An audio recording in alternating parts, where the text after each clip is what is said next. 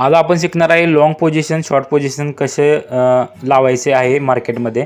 तर long position आणि short position शिकण्यासाठी तुम्हाला ह्या कर्सरवर क्लिक करायचं आहे। त्यानंतर इथं दोन ऑप्शन दिसतात, एक लॉंग पोझिशन एक शॉर्ट पोझिशन। लॉंग पोझिशन लावण्यासाठी तुम्हाला त्याच्यावर क्लिक करून, समजा आता ही ग्रीन कॅन्डल बनत आहे मार्केटमध्ये, तर त्याच्यावरती क्लिक करायचं आहे आणि तुम्ही अशी लॉंग पोझिशन लावू शकता आणि तुमच्यानुसार ते तुम्ही ॲडजस्ट करू शकता त्याचा स्टॉप लॉस आणि त्याचा टार्गेट। तर एवढं सोपं आहे।